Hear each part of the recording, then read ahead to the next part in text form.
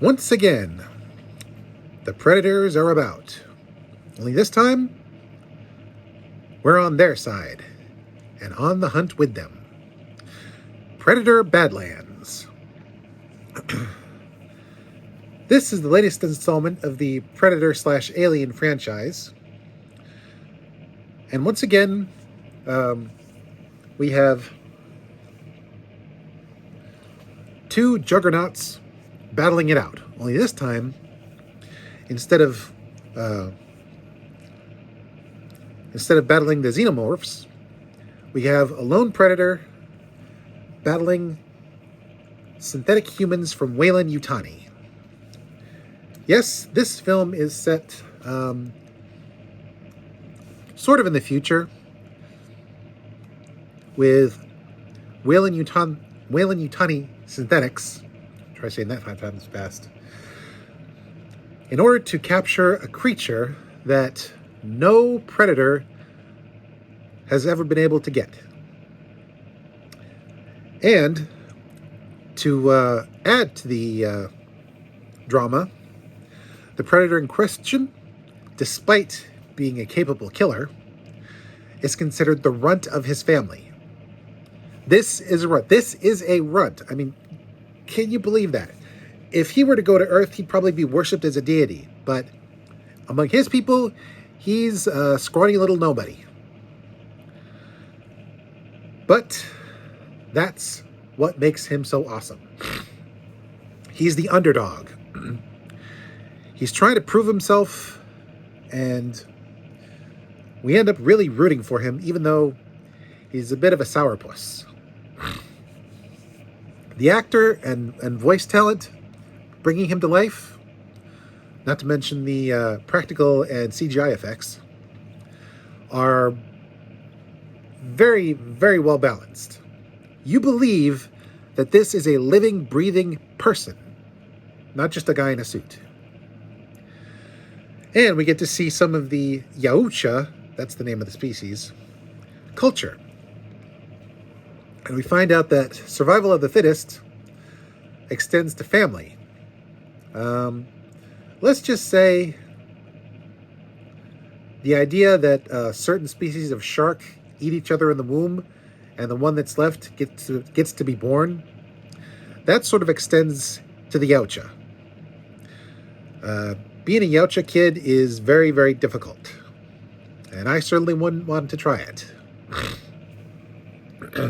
I'd rather try out for the Mandalorians.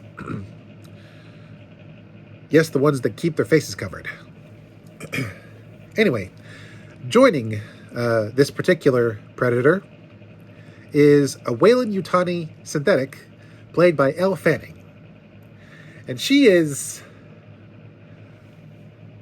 perfectly portrayed as an annoyingly upbeat nerd who has studied various alien species, including the predators, and she's just very enthusiastic about her situation, despite having been ripped apart the same way Bishop was in Aliens.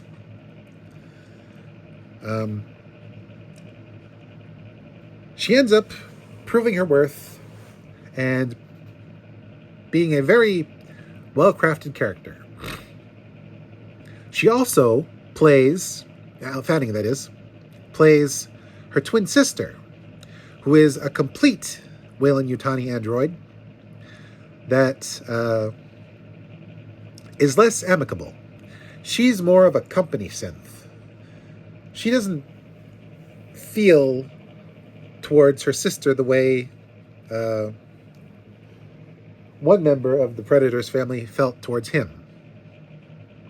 And that's where the conflict lies, because they're all trying to capture this one creature that has eluded the Predators, and of course, Weyland-Yutani couldn't be satisfied with going after xenomorphs.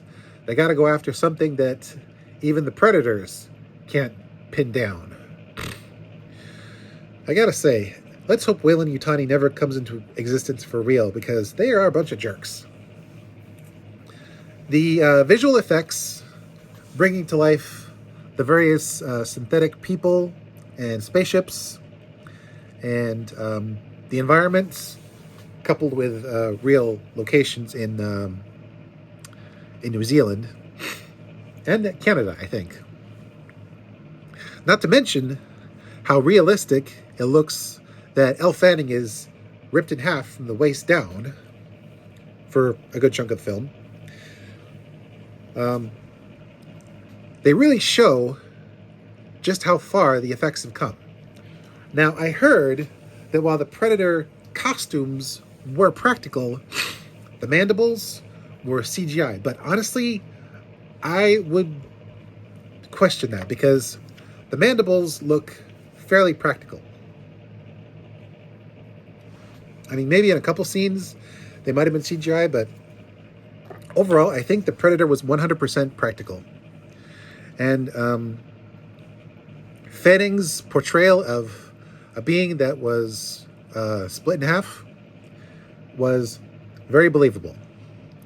We see gore effects, thanks to the fact that all the humans are synthetic. They get away with a lot more gore,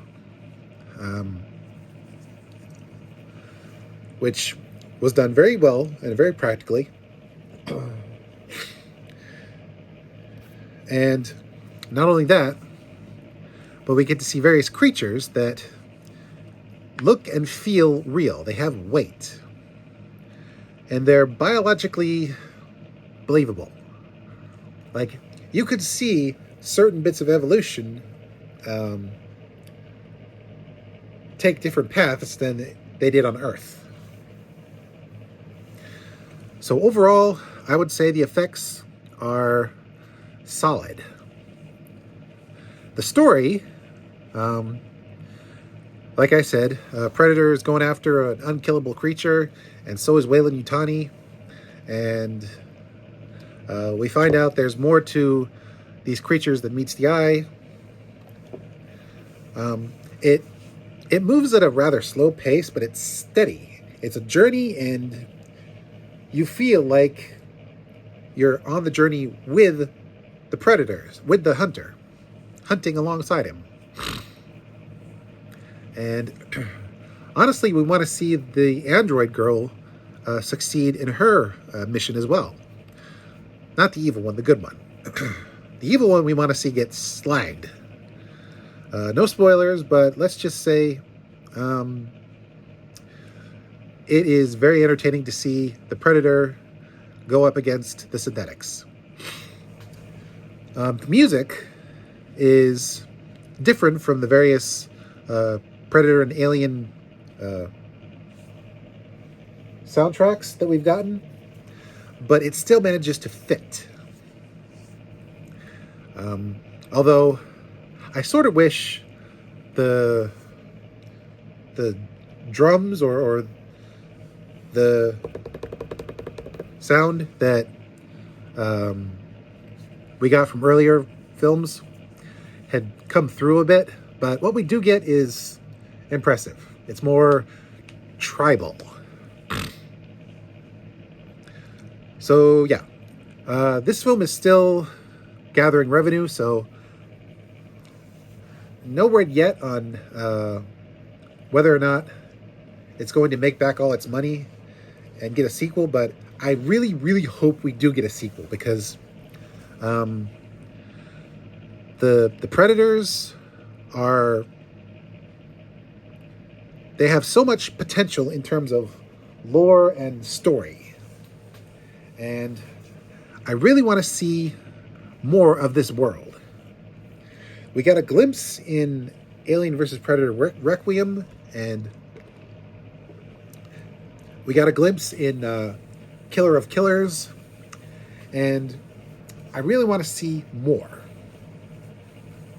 Like, I'm not going to spoil it, but let's just say there's a bit of a setup for a sequel here, and I want to see, I hope this doesn't spoil things, Predator Mother's Day. You'll see what I'm talking about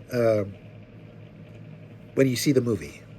I saw it in 3D, which was a double-edged sword. The 3D effects were very good. I mean, it felt like you were looking into a window with real depth. And the subtitles really popped off screen so you could really read them when you needed to. But unfortunately, the 3D glasses act like weak sunglasses, so they really needed to make the screen a little bit brighter so you could see things clearly. Now, I could still see things clearly, but it could have been a little easier to see. That was my only hang-up. So, however you want to see it, it's probably going to be fairly satisfying if you're an Alien vs. Predator fan. Now, like I said, this character is the runt of the litter, so he's not going to be as beefy and as intimidating as predators of the past. But overall, once you see his story, you'll want to support him. Because we all love an underdog. Especially when we can put ourselves in their place. This is Mr. J signing out and reminding you, while technically hunting is no longer needed to keep us fed and clothed and tooled, there's just something about it that speaks to us on a primal level. I probably will never go hunting because I probably would be bad at it. But for those of you who are good at it, as long as it's ethical hunting, happy hunting.